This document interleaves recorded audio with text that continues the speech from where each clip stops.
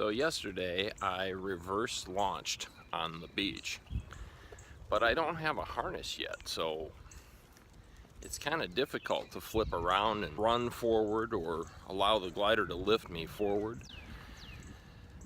I don't think I'm going to get the harness in the mail for almost another week.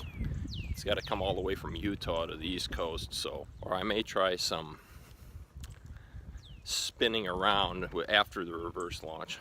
But the problem is, tied into the Swiss seat like I am, it doesn't work very well because the connect points that I've made are either really low on my hips, or if I loosen them up and make like a loop to connect the glider to, they're just too sloppy, and if it does lift me, it's lifting from such a low point of contact on my body. It's not like a paraglider harness that actually lifts you from the chest area.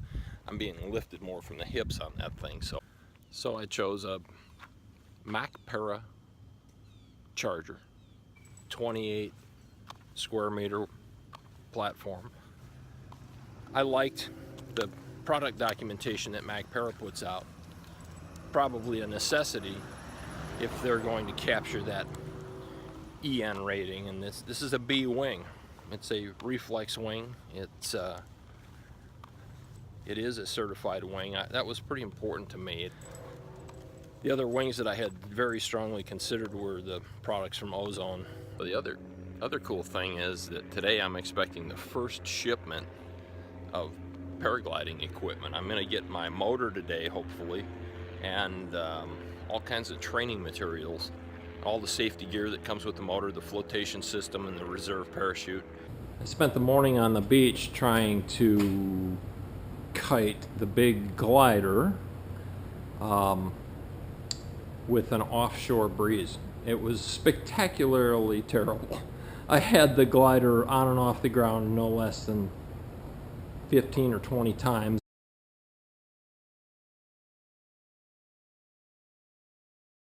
And a couple spins with the glider and a couple complete catastrophes. So it really brings to light just how easy an onshore breeze makes it compared to gusty winds or gusty wind conditions. It's certainly not something a new PPG flyer wants to go out and sample without a lot higher wing loading and a lot more experience with those conditions, if ever. Quite honestly, there were a couple times where no matter what input I made to the glider, it had a mind of its own. It was going to do whatever the wind did to it and follow downwind and take me with it.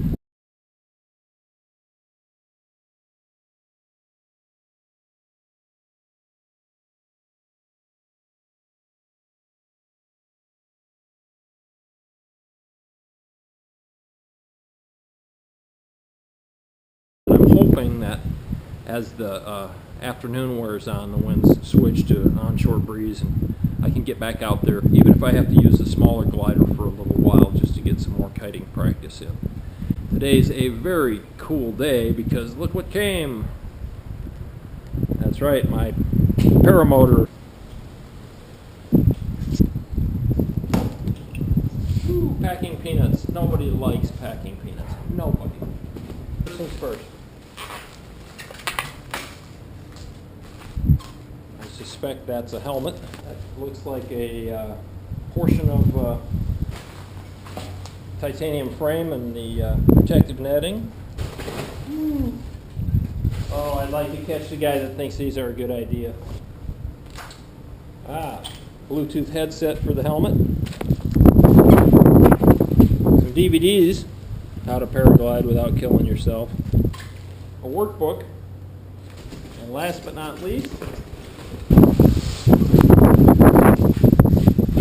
the Moster 185 Plus, all wrapped up. So I'm going to unwrap some of this stuff and I'll get back with you and show you what we got.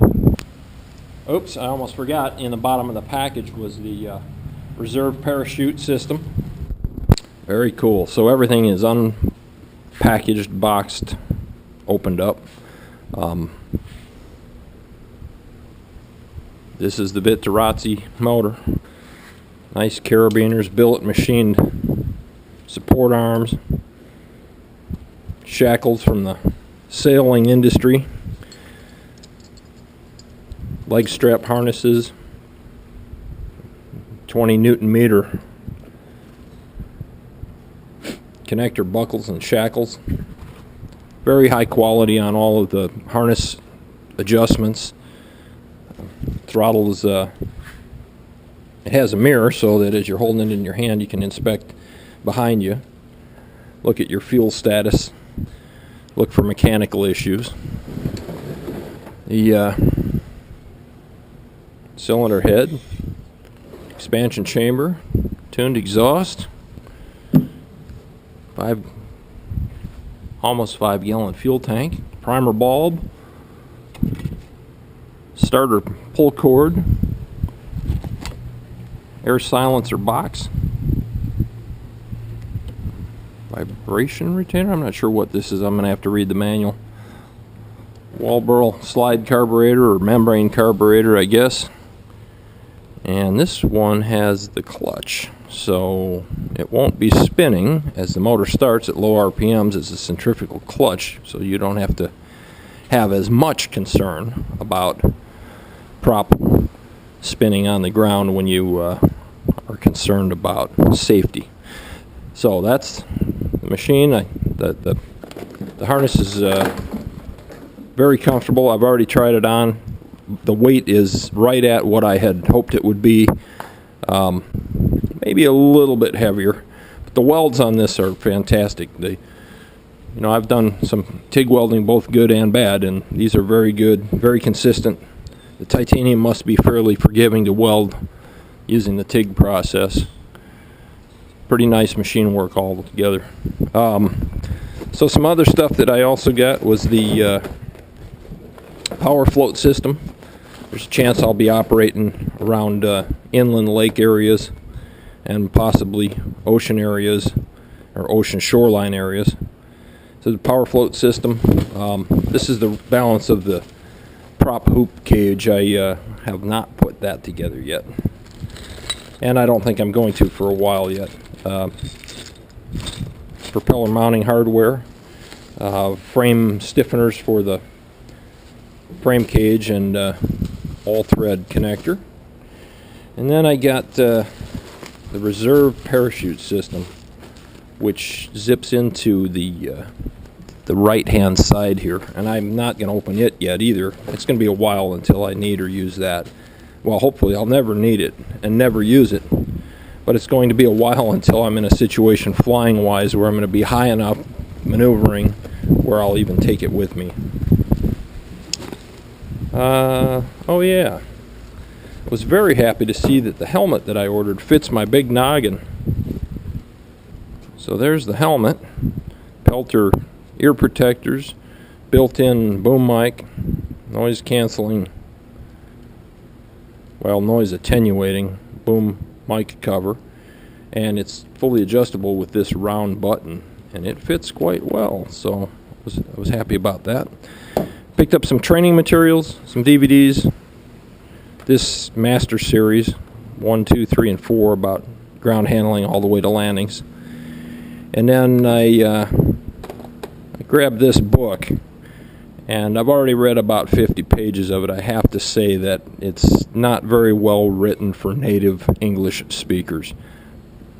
Apparently the book was either written in Spanish or Portuguese, and it's a translation, and I think they must have just dropped the original language into Google Translator and lived with whatever it spit out, because there's entire sections of this book that never got translated. They're still printed in the native language, and there are specific words, particularly technical words, that don't translate from Spanish and Portuguese into English. So beware if you're buying this book. It's got some decent pictures and some funny illustrations, but it's not a easy read, because you're stumbling through things multiple times to try to determine what the author intended to say. That's just poor instruction. And then last but not least, I got this motorcycle Bluetooth helmet and intercom system. So I'm going to have to read how that gets installed. It's allows Bluetooth from the headset to a device and from a device into the headset. Be interesting to see all the options of this, but I don't know about using it for a motorcycle. Motorcycles are dangerous.